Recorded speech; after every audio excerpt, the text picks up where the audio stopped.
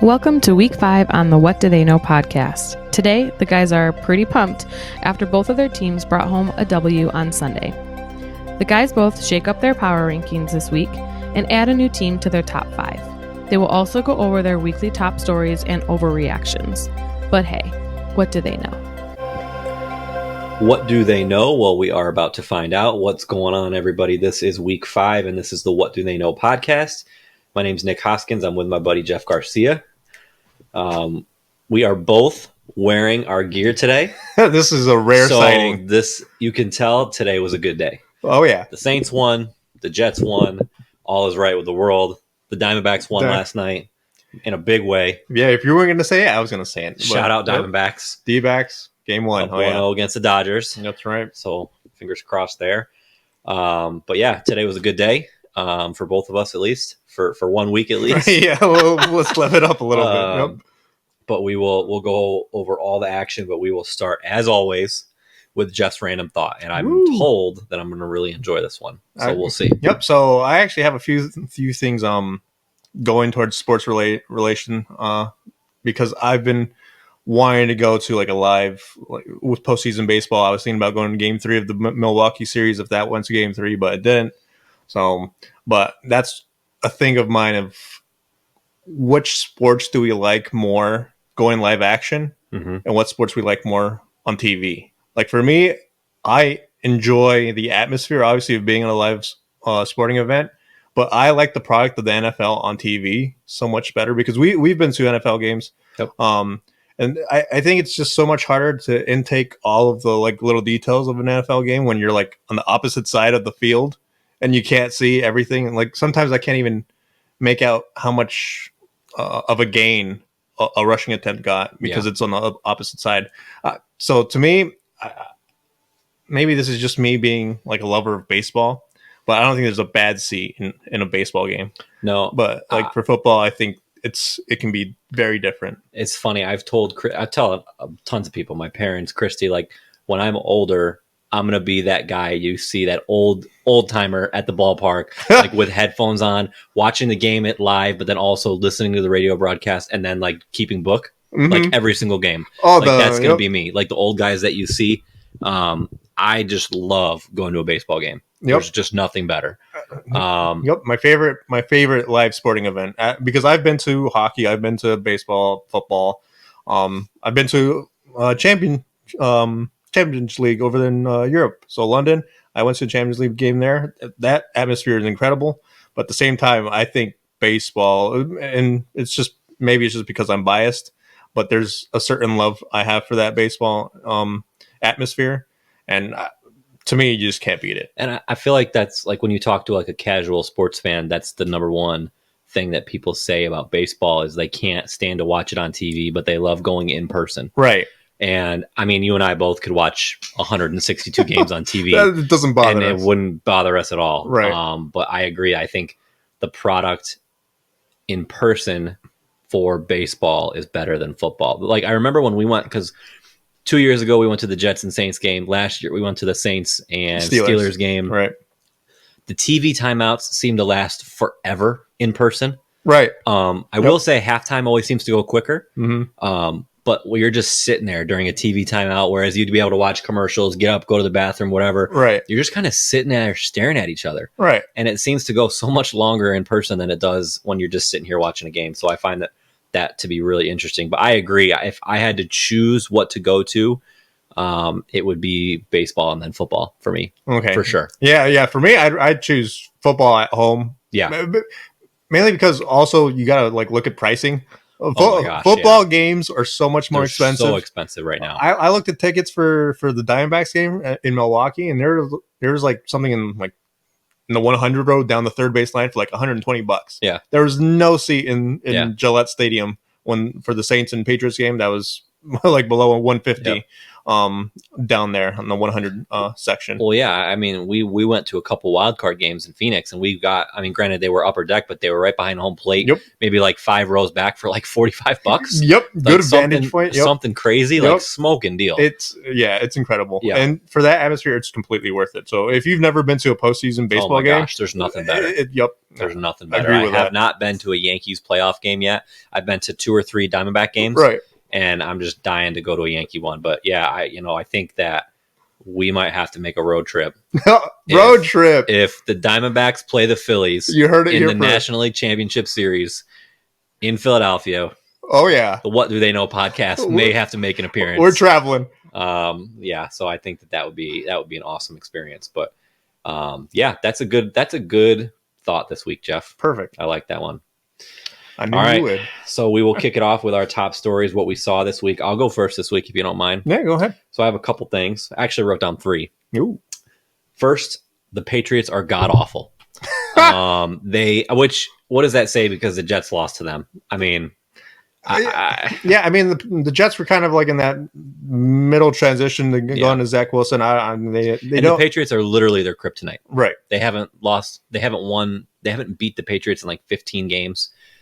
Which is just, I think it goes back to like 2014 or 2015. But regardless of the Jets, the Patriots, I mean, obviously they played your Saints today. Right. They lost 34-0. Beat down. Mac Jones just looked awful. Yeah. I mean, the Saints have a very good defense, but to score no points, I saw something on Twitter today. It was from somebody prominent in ESPN. I can't remember who it was, but it said that we can now start to have the conversation about the Patriots being the worst coached team in the NFL. Which, when have you ever heard that about the Patriots? When can you even imagine that's a bold statement, but I don't know. Is it wrong? Like, I mean, they look dreadful today. Like, I know we talked the last 2 weeks about the Saints underperforming, and they just came into New England today and looked like world beaters. Right. And I don't think that's because the Saints are that good. I mean, sorry. No. But I think it's because the Patriots are that bad. Right. And once again, Mac Jones got benched 2 weeks in a row. Granted, both of them you could say were just garbage time, pointless, whatever. Right. And when the time that Bailey Zappi played, he did not look good at all. He looked even worse than Mac Jones. Right. So I just think that the Patriots are spiraling very, very quickly. Yeah, at this point, you just have to question Mac Jones's confidence level. He's just, at this point, he can't make a throw. They had Hunter Henry running down a little free. I want to say wide open, but maybe 5 yards of separation between him and the closest defender. And they had him on that route for like some sort of wheel route like 3 times, and they overthrew him, both Mac Jones and Zappi. So it's just one of those things where everything that could go wrong did go wrong for the Patriots. Obviously, they had a Saints team that was coming in losing 2 in a row, struggling offensively, and then their defense was getting strained because of that. But it was just, I guess it was what the doctor ordered for the Saints. Yeah, it sure was. Yeah, definitely. But yeah, for the Carr Patriots, good. Yeah, Carr looked a lot better. He looked his best, probably rolling out of the pocket and making some throws. I guess with no defenders in his face, and just stepping up in there and making confident throws like that. But as for the Patriots, it's just one of those things where I don't know where you even start. I want to see like a full throttle rebuild is probably necessary, and just move on from Mac Jones eventually. It's just going to be one of those things where it's difficult to see. Well, if Bill Belichick struggling like this, if they continue the way that it looks like they're going to, which is playing very poorly, right? They're going to have a really high draft pick, right? Which you never hear that about the Patriots. No, they're normally drafting like late 20s, right? But they might be in competition for one of those top quarterbacks coming out of the draft, right? And Mac Jones is going to be elsewhere next year, I think. Absolutely, yeah. After they cut all their quarterbacks. After the preseason, obviously they thought Mac Jones was their dude, and now he's proven that he shouldn't be. Yeah. So getting a high draft pick this upcoming draft should work wonders for the Patriots going into next year. Yep. So this one I wrote down. It doesn't pertain to like the games this week, but it did happen this week. The Jonathan Taylor contract extension. Right. So that was a big story in the preseason, and even the first couple weeks. Obviously, he was holding out for a contract. Right. And then he, all this drama between him and the owner Jim Irsay saying that he wasn't gonna pay him. That's what I hate. He wasn't gonna trade him, and if Jonathan Taylor never played another snap in the NFL, Yeah. he'd be forgotten about. Right. Well, fast forward 4 weeks, he's off of the physically unable to perform list.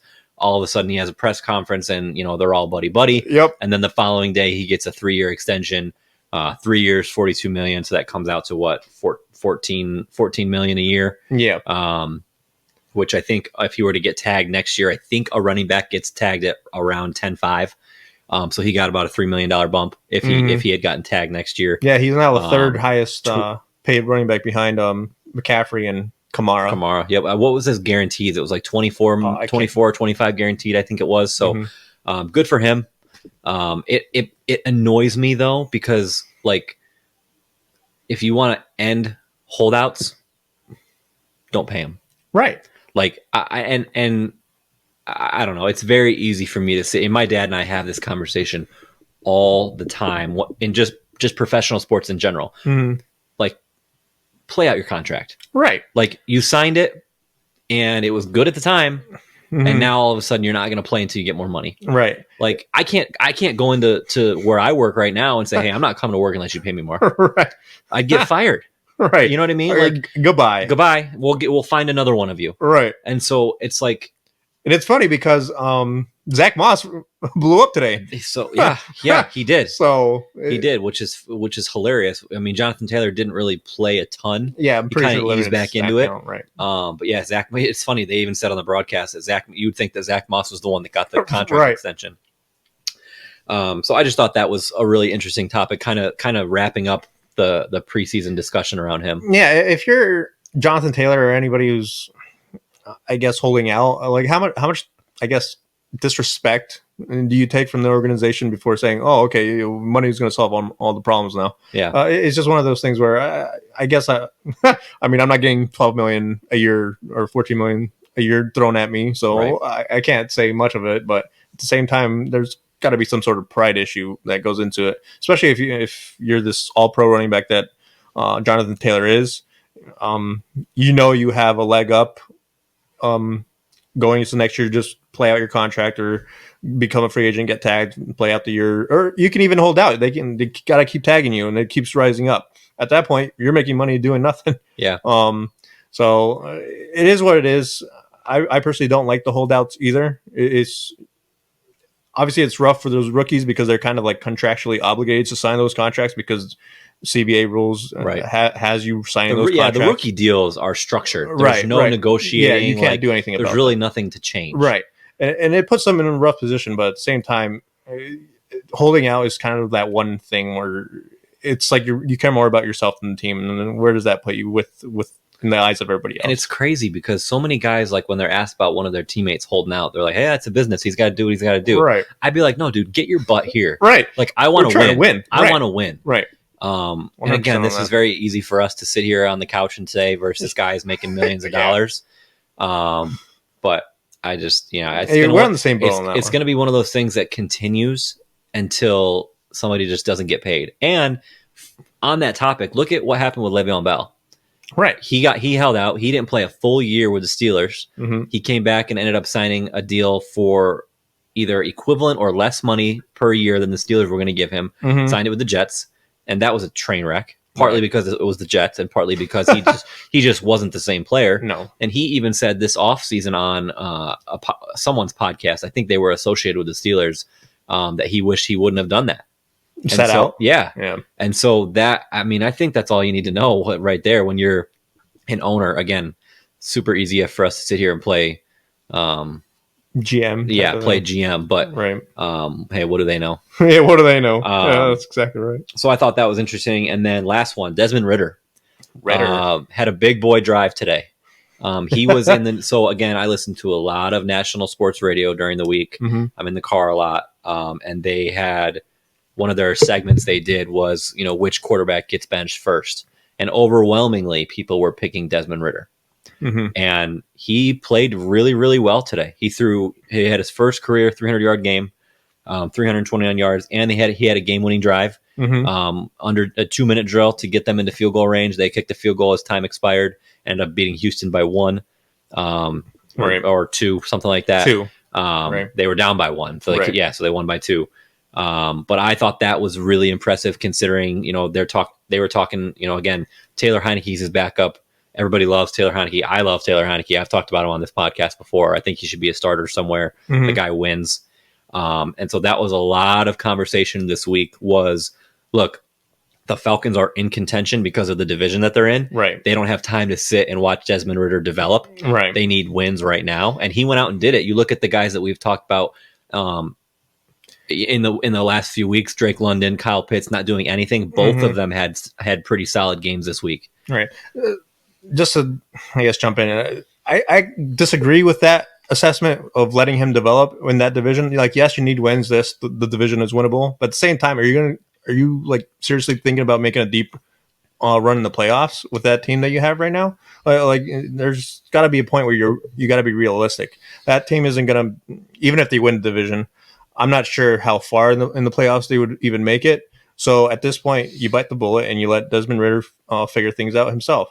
Going to Taylor Heineke, obviously we like Heineke. I'm not sure if he's going to get another shot as a starting quarterback. I believe he should, but as of right now, you don't bench Ridder for Heineke, in my opinion. You let Ridder go through his highs and lows and figure it out. Like today, Bijan Robinson and Tyler Algier didn't have much on the ground game, so it kind of forced Ridder's hand to pass the ball. Yep. So this is where Kyle Pitts and Jonnu Smith and Drake London and everybody else in that passing game kind of they took over. They showed what I thought was a possibility, which is the passing game, especially with Desmond Ridder coming in with the full offseason of knowing you're that guy who's going to lead this offense. But it's just one of those things that it irks me. Like, yes, I understand why you're going to bench him, especially in a winnable division. At the same time, you got to think realistically. What's best for your franchise? Abandoning your potential franchise quarterback for, I guess, as of right now, a journeyman quarterback, or let him ride through the highs and lows and see what you got and go into next year in a better position. So here's why I think that's interesting. I think that if you are the owner or the GM, you 1000% have that mindset. Right. Let him develop. Let's see how let's give him time. If you're the head coach, you're saying, get that dude out of here. Give me somebody who can win. So I don't lose my job. Because Arthur Smith, he got hired when Robert Saleh got hired for the Jets. So he's in his third year. They have a ton of talent around him and they haven't done anything. So again, topic on national media was like, look, Arthur Smith is going to have to make a move to save his job. So I think that's also an interesting component because that kind of prolongs that at least one more week because he gave him no reason to have that conversation after this week. Right. I mean, last year they had against a really hot Houston Texans team. Yeah, absolutely. I had Houston as my upset for this week, but Atlanta pulled it out. I mean, last year they came in with Marcus Mariota as a starting quarterback. Right. It's not like it was Desmond Ridder. What did you expect? Yeah, exactly. So you can't blame. I understand Arthur Smith's seat is a little hot, but at the same time, you can't put all the blame on him. So that's where I'm at with that. Okay. What do you got? My top stories are the offenses that we thought were going to be good. Yeah. Actually being good today. Yep. So Bengals, they came alive. Jamar Chase had 3 touchdowns. Yep. Joe Burrow finally looked like he passed over Hill with that calf injury. Saints offense, I'm still not completely sold. I saw that game. I think the passing game still has a little bit left to evolve. I think it was mainly Kamara on the ground game, Kondre Miller. A little bit on the receiving end out of the running back position. Chris Olave only had 2 receptions. Right. One of them was a touchdown. He almost had another one, but it's really incomplete. So it's just one of those things where there's still timing issues going on there. So personally, I love the result. Obviously, 34-0. How can you not? But at the same time, I am very cautious about looking optimistically on that front. But it's going to be one of those things where we'll see how next week, especially against they're going to up against Houston next week. So we'll see how that Interesting. goes, especially with Desmond Ridder leading a drive to win that game. Yeah. We'll see if the Saints can kind of take advantage of the vulnerabilities that Atlanta found during that game. Looks like Christian McCaffrey just fumbled at the goal line. Did he? He did. Aren't you playing him? Yeah. Someone has him against me. What? Let's see if he's down here. That's out. That's a fumble. That's out. That's a fumble for sure. All right, so the next one's Jets, Jags, and Bears. So those are the final three teams that I had. Jets, obviously, Aaron Rodgers lost, but they now have Zach Wilson leading that whole offense, and he's finally looks like he's turning a corner. He looks like he's a lot more comfortable with the. He looks way more confident. Yep, way more confident. And I think the big thing with him is he has Breece Hall. He can rely on. I mean, Breece Hall today was the first day that they didn't limit his touches. He had 177 yards. He broke a huge touchdown first play of the third quarter to go up, and they kind of never looked back. Right. But people forget, and I even forgot until I heard this week, that Zach Wilson was 5-2 as a starter last year before they lost Breece Hall. And then we all know what happened last year. Right. It just derailed. So that could be the key for them. Yeah, I mean, as you're looking right now, you're kind of looking at Zach Wilson kind of like a Mark Sanchez type, I guess, where he's just a game manager. He completes the passes he needs to complete. And we've talked about this at length, right? Just be average. Just be average. Just be average. Your running game will take care of you. Your defense will take care of you. Just make sure you don't turn the ball over, which I feel like he has fumbling issues still. He does. So it's just going to be one of those things where he's going to have to solve one way or another. Yeah. But as for today, even against the bad Broncos defense, the Jets put up 31 points. Put up 31 points, especially with Zach Wilson leading the charge. That's pretty impressive. Yeah. And then the Jags and Bears. Jags put up against Buffalo in London. Yeah. Honestly, Jacksonville should just move to London at this point. Oh gosh, I know. Timeout. Can we talk about that? Because neither of us wrote this down, and I almost did, but I knew you were going to talk about the Bills. Right. The Jags were in London for 2 full weeks. Yep.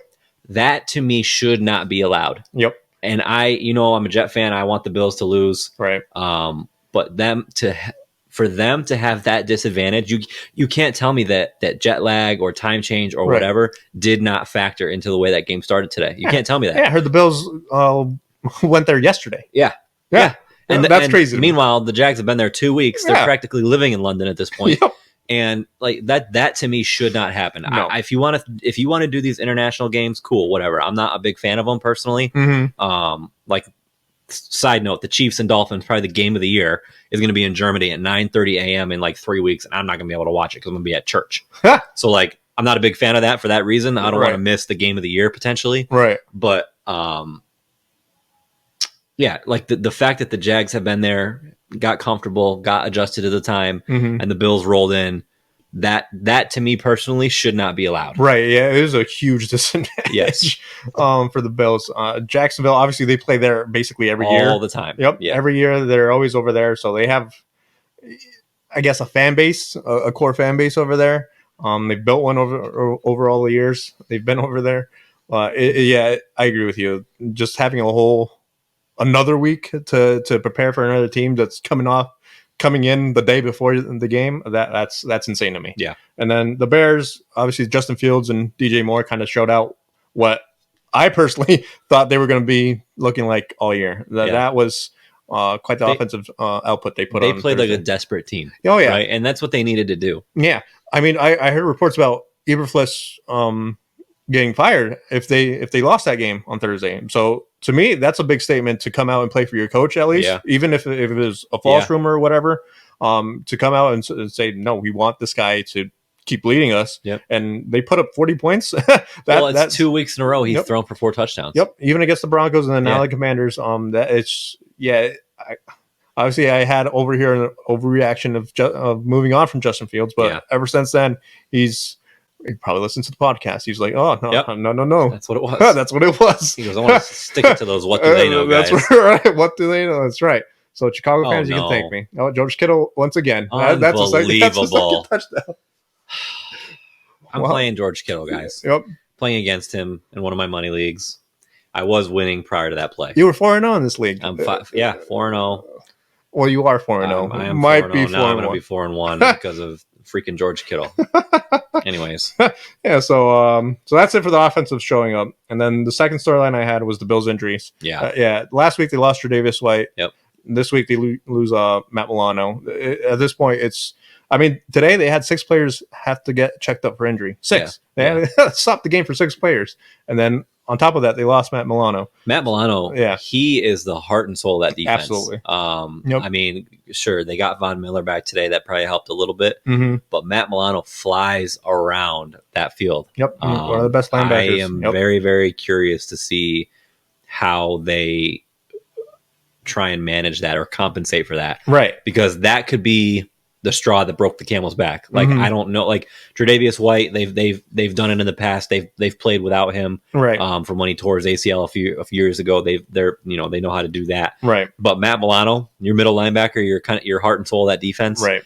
I'm really curious to see how they do there. Yeah, just for like an analogy, it'd be like the Saints losing Demario Davis. Yeah, and that's the hard Demario Davis, by the way.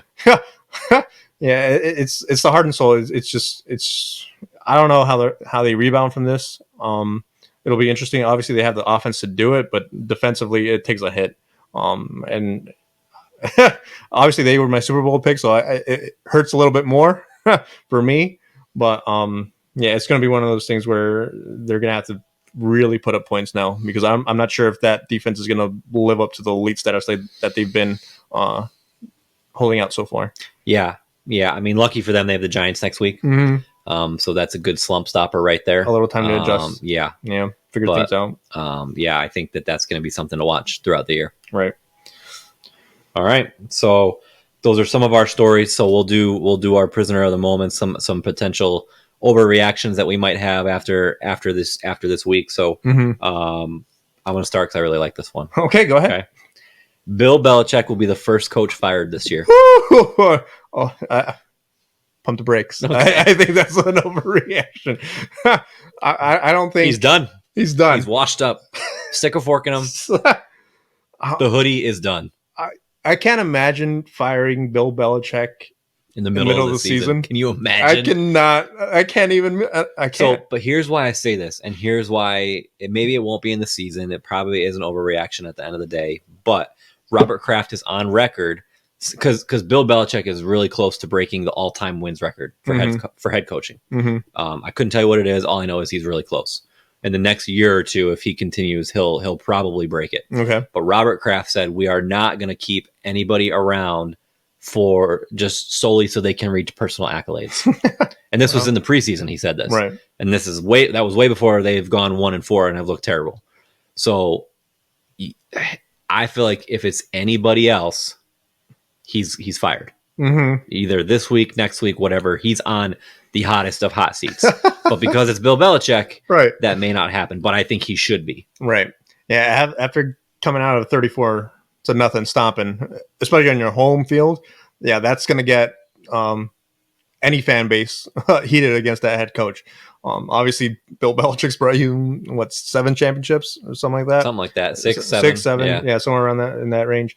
So you can forgive somewhat, but obviously it's a what have you done for me now? I was just going to say that type of league. So honestly, I have a hard time even imagining a report saying Bill Belichick has been fired. I think it's going to be one of those things where Bill Belichick steps away, quote unquote, steps away. I agree. Maybe he goes and does something in the front office, or I agree. It's just like going to be one of those things where Robert Kraft is going to just go out and outright fire him. It'd be too much of a story and too much of a pain for Robert Kraft in general. I just can't see it, to be honest with you. Yep. So that's my take on that. All right. So overreaction for right now, we're gonna say. Yeah. I like it, but I like it too. I thought it was. A good I know one. you like it. Yeah, I thought it was a good one. All right. So my second one, the Giants should stick with Tyrod Taylor over Daniel Jones. I'll go with overreaction with this one. Okay. Barely. Side note, we don't know what Daniel Jones' status even is. Apparently, he had a neck injury today and didn't come back, and they ruled him out pretty quick. I think it was midway through the fourth quarter. So who knows? It may they may have to stick with Tyrod Taylor by default. Right. But I liked what I saw from Tyrod when he came in. He moved the ball. There was rhythm. He hit Darren Waller a couple times, got other guys involved. The offense just looks so stagnant with Daniel Jones and Tyrod Taylor. I mean, he's one of those guys that I feel like has he's a Heineke. He has gotten screwed over so many times. He was a stud with the Bills. Mm-hmm. He when he punctured his lung with the Chargers. He was the starter in front of Justin Fields. To no fault to his own. He got I think it was like a what is it? Some sort of shot in the chest, and they punctured his lung, and then Justin Herbert came in, and the rest is history. Right. The guy can play. Yeah. The guy can flat out play. Yep. And I mean, he showed that today. Granted, it was, you could call it garbage time, whatever. It was only a 2-possession game at the time. Mm-hmm. And so they were moving the ball. He was getting people involved. He was scrambling. Daniel Jones is mobile, but Tyrod Taylor is a different kind of mobile, in my opinion. Right. He's just quicker. Yep. And so I think that, they just paid Daniel Jones $40 million a year. That's exactly the reason why you can't move on from him. I know. It's the first year. Yeah, if it's year 3 or even year 2, maybe. But year 3, yeah, you pull the trigger maybe. But year 1, I that's just too big of an apple to bite. I know. That's you admitting that you need to be fired. Yeah. If you do that as a coach or a GM, you're gone. Yep. There's no coming back from that. Yep. So I'll go for overreaction right now, but I agree with Tyrod Taylor being very underrated throughout his career. Okay. Yep. All right. What do you got for me? So overreactions. I got the Titans need to go full rebuild over there in Tennessee. Sell off Ryan Tannehill, sell off Derrick Henry, sell off any piece that's a veteran presence. DeAndre Hopkins, I know you just traded for him or you picked him up after he got released, but trade him away, get whatever you can. As of right now, they're splitting carries right now with Derrick Henry anyway. So it's just one of those things where you got to embrace the youth. Obviously, this Ryan Tannehill, Derrick Henry, I think they took you as far as they can take you in years prior. And I don't think that combination is going to get you any further than, I guess, where you've already been. So that's where I stand with it. That's not an overreaction, specifically with Tannehill, because what are they doing? They need to decide what they're doing. Last year they spent a high draft pick on Malik Willis. This year they spent a high draft pick on Will Levis. Yep.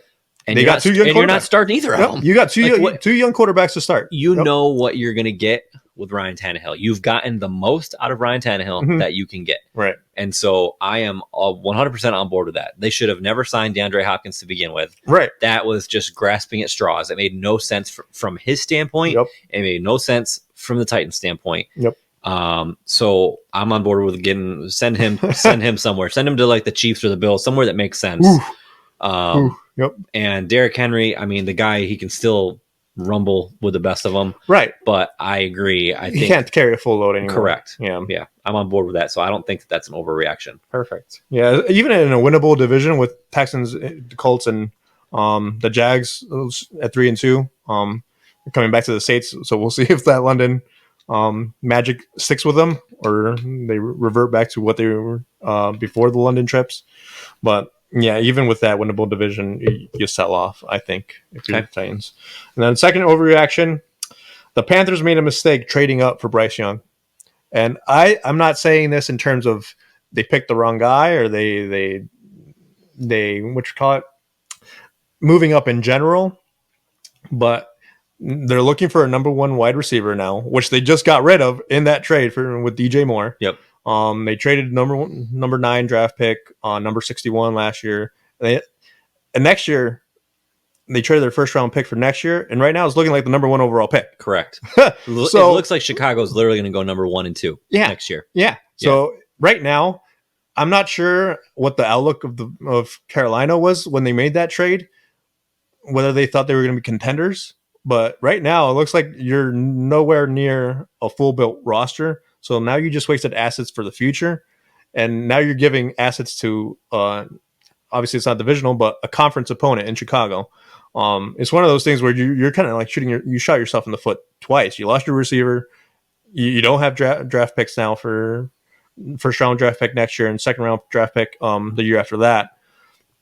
It's one of those things where it's starting to look like a mistake that they could have had the number 1 overall draft pick next year. And that could have been Caleb Williams. So it's rough. So I get all of that. Yep. I understand that. I'm still going to say that that's an overreaction Mm-hmm. because if you think that Bryce Young is the guy, which they clearly do Mhm. because they traded what you just talked about for Right. him, you have the next 3 or 4 years with him on a rookie deal to build around him. Right. You can go sign somebody in free agency. You can go draft somebody high or make a trade or whatever to get a wide receiver or more specifically, I think they need offensive line. Oh, absolutely. But I will say that no, because if this is a quarterback league. I understand what you're saying about throwing to a wide receiver, but Mm-hmm. to some extent, receivers and running backs are replaceable, Interchangeable. Thank you, Yeah. perfect word. Yep. But you hear it time and time again that if you think that this is your franchise guy, you Yeah. go get him. Right. And yeah. so if you're completely sold on somebody, go for it with no regrets and you just believe in him and build around him. Obviously, Adam Thielen's doing his best impression as a number one receiver. Yeah. He had another he's good game balling out. today. Yep. Yep. He's balling out as much as he can. He's having a youth movement. I thought he was kind of done in Minnesota. I really did. Yep.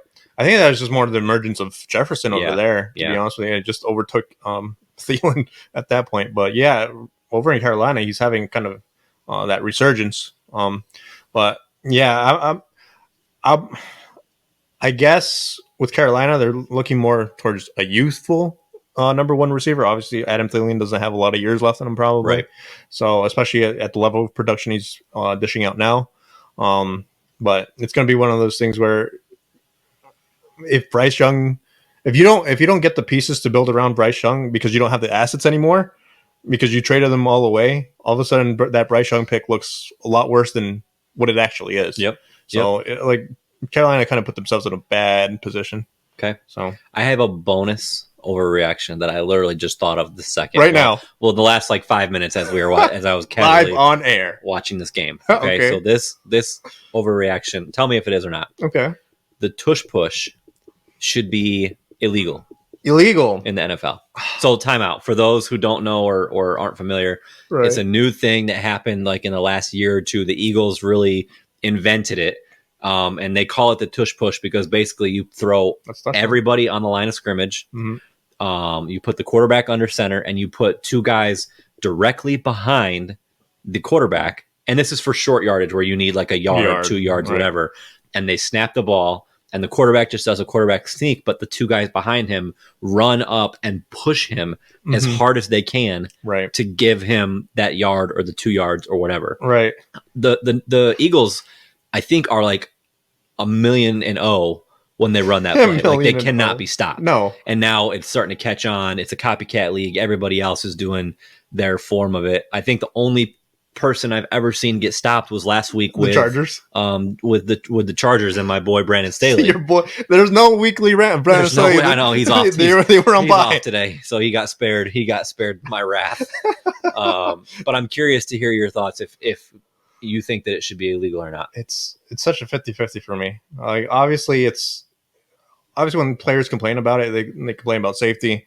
Obviously, there's a lot of bodies. It becomes more like rugby in a way. Yep. You got all that mass, and especially up front with all those defensive linemen and offensive linemen, it becomes an issue. And I'm not sure if there's some sort of, I guess, NFL rule that prohibits how many people you can have right there directly in front of a snap. I'm not sure if there is or not. Yeah, because if there is, then shouldn't there also be one against the offense for having X amount of players behind the snap or something like that? Obviously, I don't know, but it's just one of those things where it's coming. Stop it. Figure out a way to stop it. Yep. Suck it up.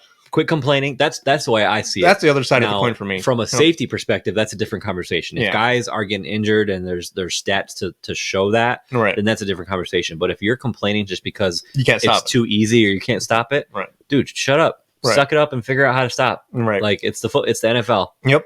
And as soon as someone stops it, there's going to be some sort of play blueprint. Yep. Yeah. And then tight end's going to leap out, and then bam, it's a formation that's going to be very formidable, especially in short yardage situations for years to come. I don't know how you stop it, honestly. I know the Chargers got stuffed last week against Vegas, I think it was, but I don't know how you stop it. put your I really don't. For me, you put your biggest boys right there, front and center. It doesn't matter if they're defensive ends. I don't care what they are. You put them right there in front of the ball. You know exactly what's going to happen. You have that center just dive, I guess, to somebody else and have them cover a linebacker or something, and just have those two defensive linemen just try to pancake that quarterback before he gets too forward. Honestly, it's a formation that I feel like you got to have somebody to go like full on Troy Polamalu and just hurdle the offensive line. Time it. That's like just what you got to do. It's almost like you give up the first down if you're wrong, if you mistime it. Yeah, it's kind of like that whole Patriots blocking the field goal on that timing block. Yep. Obviously, I feel like they got lucky. Yeah. Type of thing. Obviously, you can't rely on that all the time. Obviously, you're going to play statistics and how many times is that going to work type of thing. So, to me, it's worth the risk to run the tush push anyway. Yep. Even if someone like a Troy Polamalu comes over and 100% just behead you or something. But it's just going to be one of those things where there's keep them off the field, I guess. Keep them off 3rd and 1. Keep them off 3rd and 2. Make sure they can't use it or something. It's going to be tough. Yeah, I thought that was a good one to throw out there. So, all right, nice. We're going to do our power rankings, Okay. Our updated power rankings. So, again, we will go 1 through 5, just based off of today's action. We'll see if anything has changed for either of us. We'll go from there. Okie dokes. Go ahead. So, number 1, I got 49ers still. They've been up there for, I think, for as long as we've been doing these power rankings. Yep. Number 2, Eagles. They're the only other undefeated team, along with 49ers. It's kind of a hard argument not to put those two, 1 and 2. And then number 3, I got the Dolphins coming back into a top 3 spot. Number 4, I got the Lions jumping the Chiefs, and then the Chiefs staying at 5. The Bills dropped off after the loss. It's not that I don't have confidence in the Bills. It's just that Matt Milano injury is going to be, I feel like it's going to be a huge storyline going down the season. It's just going to be how they're going to recover from that, and I just don't see them as a top 5 team right now. So I got the Chiefs sneaking in at 5, even though the Ravens the Ravens lost today, but some other teams sneaking up with some, I guess, sneaky wins today. Same brain, Jeff. You did not go with the same thing. Same teams. Oh, okay. I also threw in the Lions, and the Bills fell off. Okay. So I have the 49ers at 1 still. They're dominant. They're playing as we speak. They're at 14-7. Mm-hmm. Dolphins went back up to number 2 for me. I'm just not. I know the Eagles are undefeated, and how much can you criticize them for the way they win? I'm just not sold on them yet. It's fair. They're not winning pretty, right? So, which at the end of the day, it's the NFL. A win is a win. I get all that. Blah blah blah. But as far like the way I do it personally, and it'll happen later this year, the Eagles and the Dolphins will play each other. Mm-hmm. But right now, if they were to play each other, who do I think is going to win? And I think it would be the Dolphins. Mm-hmm. So that's why I have the Dolphins at 2. I have the Chiefs moving up to 3. Okay.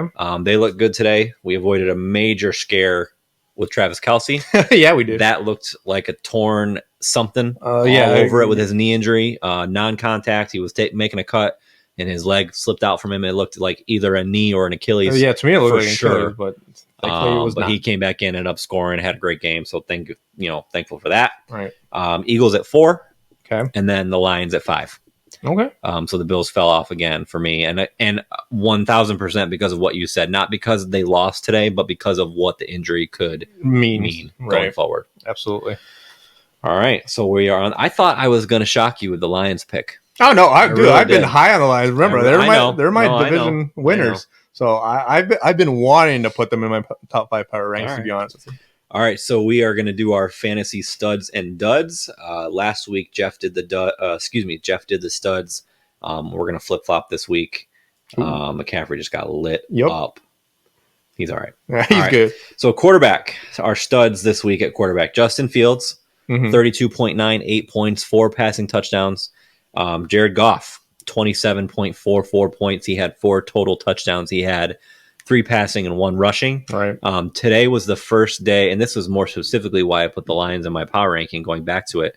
But today was the first day where I feel like the Lions finally showed what they could do on offense. Yep. And when you factor in that they didn't have Amon-Ra St. Brown and they didn't have Jahmyr Gibbs, they were down 2 of their main playmakers. They still scored 42 points. Right. So that was big for them, I thought. Yeah, even if it's against a bad Panthers team, it's just 42 points. That's pretty impressive, especially a Panthers team that's trying to fight. So even if it's for pride. Correct. At this point. Yep. Running backs, Zach Moss. He had 165 rushing yards and a touchdown, 33.5 fantasy points. On my bench. On your bench. On my bench. Attaboy. And Breece Hall. A lot of people, I feel like myself obviously included, have been waiting for Breece Hall to really show up and have that impact both from a fantasy football perspective and from just a football Jets being successful perspective. Yeah. And he finally did that today. He carried that team.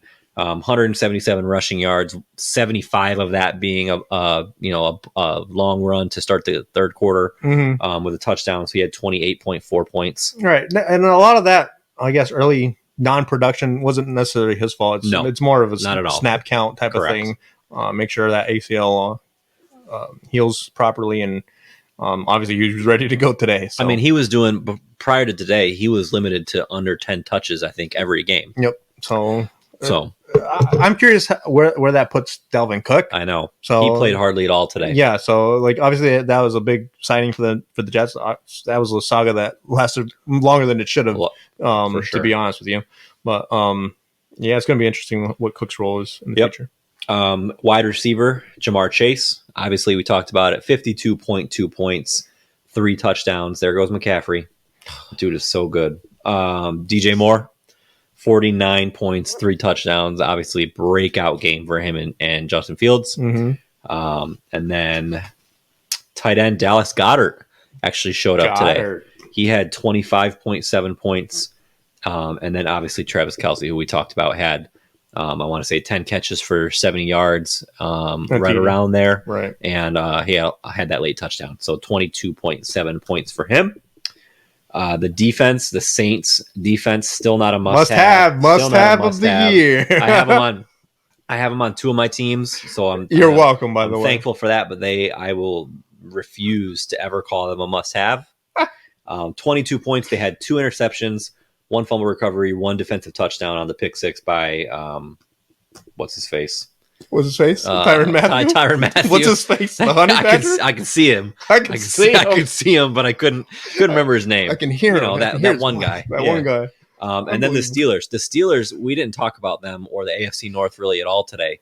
That was the ugliest game I've watched in a long time. I hate talking about the AFC North. They had no business winning that game. The Steelers defense single-handedly won that game. They have no business being 3-2, to be honest with you. The Steelers in general. How are they in first place in that division? I do not know.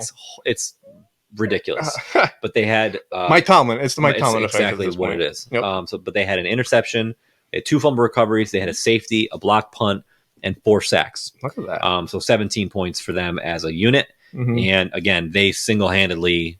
I mean, obviously Pickett to Pickens had that late touchdown, but I mean the defense held them in that game for 3.5 quarters. Yeah, more than that, really.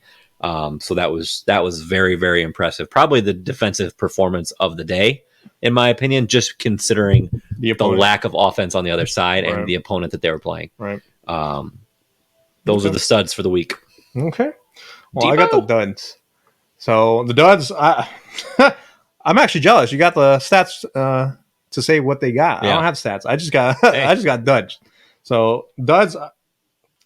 I'm a little conflicted putting him on here because he got injured and it's not his fault, but I did anyway because he hasn't completed 3 games out of the 5, and that's Anthony Richardson for Indy. Obviously, he's put up a lot more points than we expected him to, being a rookie quarterback in his average draft position. I feel like he didn't even get drafted in some leagues, but it's just going to be one of those things where you have to be safe, I guess.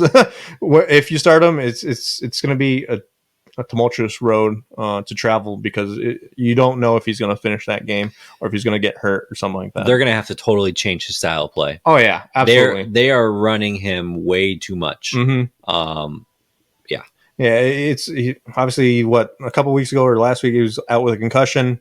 Today it's an AC joint, so that's going to affect his shoulder. Obviously, Derek Carr. That's what Derek Carr was affected by last week.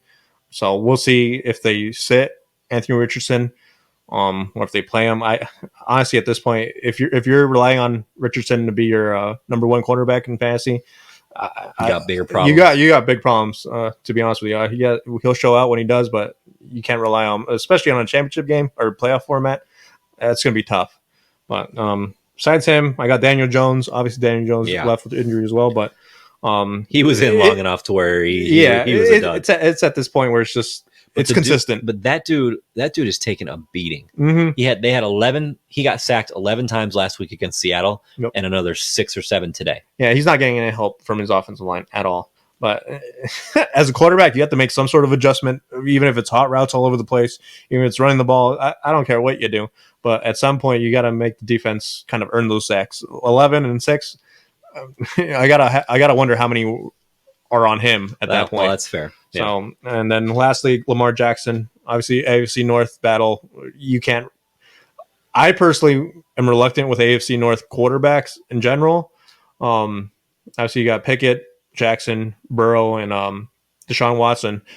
But those are some tough defenses you have to play over there in the AFC North. So these games will show up, but it's kind of a letdown when Lamar Jackson came off 3 consecutive 25-plus points on fantasy. Running backs, Ramondre Stevenson, another disappointing day for New England. We talked about it during our divisional breakdown in fantasy when we covered the AFC East. Do not draft New England running backs at all, as long as Bill Belichick is there. It's just one of those things where you just never know what's going to happen and how it's going to play he out. He also fumbled a pitch today that really, he should have had it. Right. Yeah, I'm wondering how much focus and concentration is there. Like you said earlier about coaching, how well they're being coached or how well they're being prepped for game day. And then secondly, I got Derrick Henry. At this point, I don't even know what to make of Derrick Henry. I think 2 weeks ago he got like a lion's share of the carries, and he looked like he was going to start taking full charge of that committee that they had with Tyjae Spears, I believe his name is. But today Tyjae Spears got the touchdown rushing, and Derrick Henry got left with I guess the scraps. So it's just going to be one of those things where I'd be reluctant with Derrick Henry being your number one running back there. And wide receiver Devontae Smith, one catch for like 6 yards. Yeah. Obviously we know where the targets went to. Dallas Goedert and AJ Brown also. AJ Brown, that makes me nervous. AJ Brown, ever since AJ Brown threw his little tantrum. Yeah. Devontae Smith has been less of a focal point in that offense. So if you got Devontae Smith, if you can sell high, I'd probably sell high, to be honest with you. Nico Collins, right there in Texans. Dalton Schultz is actually getting looked at now. He was my sleeper for the AFC South. So it took a little while for CJ Stroud to kind of make that connection with his tight end. Obviously, we had the saying that young quarterback's best friend is his tight end. CJ Stroud is finally starting to look his way. So it's just one of those things where Nico Collins might not be the focal point every week, but he will. He's a good wide receiver 3. But today was definitely a letdown, especially with Robert Woods getting 9 targets. Well, Robert Woods. I was just gonna say. So you kind of contradicted what I was just gonna say, but what's his name? Tank Dell. He left injured, I believe. Yeah, so I was going to say that Nico Collins might be something to watch next week if Tank Dell doesn't start. Right. But if Robert Woods is getting all these targets, then maybe not. Right. Yeah. Well, today they played at Atlanta. I know they got Kyle Fuller there. He's a very good cornerback. So he holds his own over there in Atlanta. So I'm not sure if he shadowed Nico Collins all day or if Nico Collins just lined up on the same side of the field as Kyle Fuller. I know Kyle Fuller kind of held Calvin Ridley last week in London in check. Obviously, Ridley had a touchdown, but he didn't have many receptions or many receiving yards. So I'd consider it a wash this week for Nico Collins. Obviously, it was a more of a tight end Dalton Schultz type of game today. And then lastly, I got Chris Olave. He got a touchdown today, but he only had 2 receptions. It's second week in a row. He should have had a second. But he dropped it in the end zone. But it's going to be one of those things where, like I said earlier, I'm not completely sold on the passing game being there for the Saints yet. Obviously, today was Kamara and Kondre Miller. So we'll see where that develops. And Michael Thomas is a bigger presence than what people realize in that Saints offense. The tight ends are not very used, but it's going to be Michael Thomas and Rashid Shaheed, and then the running backs. Chris Olave is kind of looking like that deep threat type of thing, where it's more like a Brandon Cooks type of thing, where it's going to be a hit or miss every week. And then tight end, I got Hunter Henry. It's not his fault. He got overthrown quite a few times. It's not his fault. It's not his fault. It's not his fault. It's not his fault. Patriots just suck. He scored 0 points. He was like coming in like the fifth ranked tight end and scoring, but it's not his fault. So we'll see if Mac Jones or Zappy turn it around or something. But poor Hunter Henry, poor guy. And then Tyler Higbee. This is going to be something going forward. Obviously, Cooper Kupp's back. So with Tyler, he just signed a new contract too. Yep. So Tyler Higbee, I'm not. If you have him as your number one tight end, I'd be super nervous about that. You still got Puka Nacua over there and Cooper Kupp. It's going to be one of those things where I'm not sure how many targets are going to be left for Higbee to intake. Which, side note, Puka might be the best receiver ever in the history of the game. Chalk it up like, now. Where did this guy come from? Like, BYU, I know like we talked about it. Stormin Mormon. Mormon. I know. I just can't get over how good this guy is. Yeah, it's crazy. Showing out. He was what, 5th round pick? I don't know how he got it. Yep. Couldn't even tell you. Never heard of him before.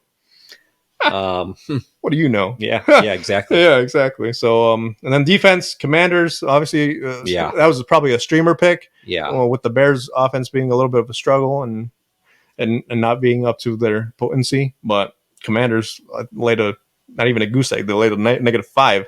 So if you stream the Commanders' defense, sorry. Yeah. And then the Bills, obviously Jacksonville had their hiccups offensively, but they went over there and dealt with injuries, and they only put up 4 points, which is still okay, but it's not something that we've been used to with the Bills defense. Well, and I was just going to say it's a big letdown considering the amazing performance they had against the Dolphins last week. Yep, absolutely. So you thought they'd be coming in high and like ball out, but it's a combination of injuries and travel and all this stuff, and they just allowed Jacksonville to kind of get the upper hand on them. Yep. But yep. Alrighty, so we will finish off the week with our picks. So I gained a game on you last week, Jeff. So you did? I went 2-0 this week. So I had the Colts over the Titans as my lock, and then I had the Saints over the Pats as my upset because the Pats were actually favored in that game, believe it or not. Yep. You went 1-1. You had the Lions over the Panthers as your lock, Okay. and then you had the Texans over the Falcons as your upset, which that almost played out. Right. Last second field goal knocked off the Texans. So as of right now, Jeff is sitting at 7-3, and I'm sitting at 6-4. Look at you. Yeah. So making up ground. Making progress. So I'll do my picks right now just because I have them written down. I don't have yours. Okay. So my lock for next week is the Bills over the Giants. I know we've talked about the Bills defense, all the injuries, blah, blah, blah. I don't think it's going to matter. Sunday Night Football in Buffalo against the Giants. I think that they will be just fine. Sounds like a Tyrod Taylor coming out party against the Bills. I would love that. I would love that. And then my upset, I'm actually really surprised by this line, and it could very well change by next Sunday. But as of right now, the Bengals are 2.5-point favorites over the Seahawks, which the Seahawks are 3-1. They're playing great football, and the Bengals, I mean, they won today, but they played the Cardinals. There's still tons of questions around Joe Burrow's health. Obviously, right. Jamar Chase pretty much carried them today offensively. Oh, yeah. But I have the Seahawks over the Bengals as my upset. Okay. So let's hear it. What do you got? So for my lock, I got the Dolphins over the Panthers. That's a good one. Went out on a limb on that one. Yeah. And then upset, I got the Bears over the Vikings. Vikings are favored by 3.5. I like it. Obviously, the Bears are putting it together offensively over the past 2 weeks, and the Vikings kind of have their struggles defensively, as I've talked about since. You said 3.5? 3.5-point favorite? Yep. Since I talked about it since our divisional breakdown. But yep. All right. That's it. So those are our picks. Jeff, I feel like we had really good energy this week, and I feel like that's what happens when our teams win. We actually are more excited to talk about our teams. You know how difficult it is to watch football when your team loses? Especially in the early game? Yeah. Oh, it's rough. Tantalizing. It's rough. That's Yeah. But good news. We didn't have to do that today. Nope. They both won. Nope. Jets made it a little closer than they probably should have. But all right, so that's the show. We are wrapping up, and we will be back and better than ever next week to go over week 6. Mm-hmm. And hope you guys enjoyed. Again, anything that comes up throughout the week, any topics that you want us to discuss, anything that you think would be interesting, feel free to hit us up on social media. We are on Twitter, Instagram, Facebook. You can text us, email us. I mean, whatever you want to do. Stop me in person. Yeah, and just say, hey, think this would be a good topic for you guys to go over, and we would love to cover it. Right. Anything you guys want, we'll go over. We want it to be entertaining for you. Right. So let us know. And other than that, we will see you next week. See you next week. Goodbye. Thanks for listening to What Did They Know podcast. Make sure to follow us on all of our social media outlets to see future episode details. And don't forget to send in any questions or topics that you want to see the guys discuss in their weekly episodes to come.